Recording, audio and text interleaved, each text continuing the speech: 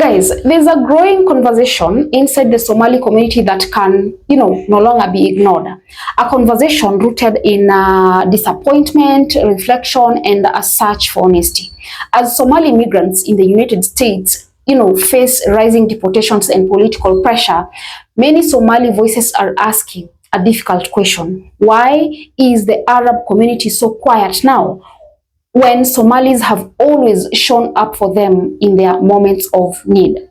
For years, Somalis have stepped forward instantly when Arab community faced war, hardship, or even, humanitarian crisis. Not because of ethnicity, not because of politics, but because they believed deeply in the idea of the Ummah. They believe that Muslims protect each other. But now, as Somali families are being detained and deported, people are asking, where is that same unity? Where is that same solidarity? This episode isn't about anger or blame. It's about finally addressing a truth many Somalis have felt but never said out loud. When the Arab communities need help, Somalis show up immediately in the name of religion, unity, and the Ummah. Somalis are currently facing political attack and they're asking, where is the Ummah? Yes, the Somali community are having this conversation and they're quickly realizing Arabs support Arabs, South Asians support South Asians, Turks support Turks. Every culture protects its own first. Yes, Somali community are now asking the hard question. Why, when Somalis are being attacked or Somalis suffering, not treated as religious emergency, while Somali support for others is always demanded under the banner of faith first? What?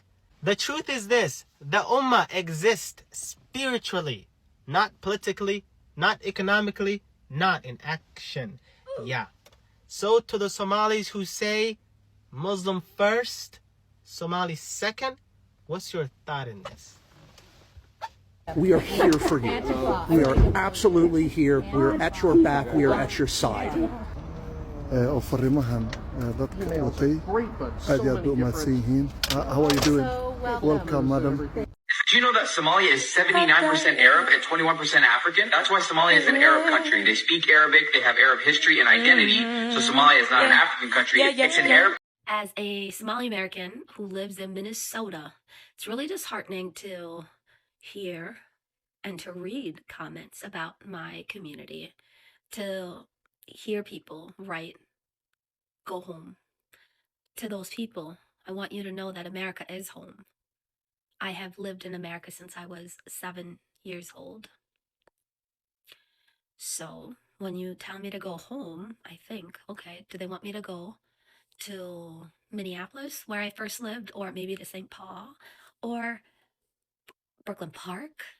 Again, we are your neighbors, we are your teachers, we are your principals, we are your lawyers, we are your, you can fill in the blank, we are Minnesotans. So Somalis aren't just welfare queens in America, they're welfare queens all over the world. I want you to listen to some of these numbers. In Norway, 73% of Somali immigrants are on government aid. In Sweden, 64% of Somali immigrants do not have jobs or education. In Denmark, 69% of Somali immigrants are on public benefits. And in America, according to President Donald Trump, 88% of Somali immigrants in the United States of America right now rely on a welfare program. So the question is, not only why are we bringing in so many people that are just coming here and becoming dependents of the state, the other question is, why are we bringing so many people here that become left-wing activists, start talking crap about America, and then all of a sudden start scamming the local and federal government to enrich themselves? I can go story after story after story. There's a woman in Minnesota right now that's living in a $1 million house that was paid for by laundered government money, and the partner, her husband, who bought the house, his name is still on it, but he has fled somewhere else. They can't find him. We all know the feeding our children scandal that's going on in Minnesota right now, where they've literally stolen hundreds of billions of dollars from local and federal governments. So the question is, why are we importing so many people from Somalia into America? To truly understand the pain behind this moment, you have to look at the pattern that led here. For decades, Somalis were encouraged to place religious identity above cultural identity. Muslim first, Somali second. Many embraced that idea wholeheartedly. Supporting Arab causes wasn't just charity, it felt like a religious duty, moral duty and unity. But now, facing deportations, families being separated and real fear in immigrant communities, Somalis are noticing something they can't unsee. When Somalis are in crisis, the urgency from other communities is missing. And this isn't about Arabs. The reality is broader. Arabs support Arabs. South Asians support South Asians. Turks support Turks. When political pressure hits, every culture instinctively protects its own people first. So the Somali community is not attacking anyone. It is recognizing a truth about the world. The Ummah exists spiritually, but politically, economically, and in real actions, ethnic groups stand with their own first. And that realization is shaking long-held beliefs about loyalty, unity, and identity. Now, let's get deeper into this discussion, because what Somalis are feeling right now is not simple frustration. It is a sense of betrayal mixed with clarity, a moment where idealism collides with reality. Somalis have always shown a unique level of compassion. When Arab nations suffer, Somalis mobilize instantly. Fundraisers appear overnight, most call for donations. Social media fills with Somali voices amplifying Arab struggles. It has always been automatic, emotional, and sincere. And why? Because Somalis genuinely believed they were fulfilling the promise of the Ummah. They believed that by showing up, others would show up for them. That Muslims stand for each other equally. But now that Somalis are facing deportation in the United States, families being torn apart, mothers separated from their children, young men detained, the silence from the Arab community has become impossible to ignore. Somalis are asking, how can we be the first to support you, but you are the last to support us? Why is our suffering not treated as a religious emergency? Why are our lives not given the same urgency? These questions hurt, not because Somalis expect political power from others, but because they believed the relationship was mutual. They believed solidarity was a two-way street.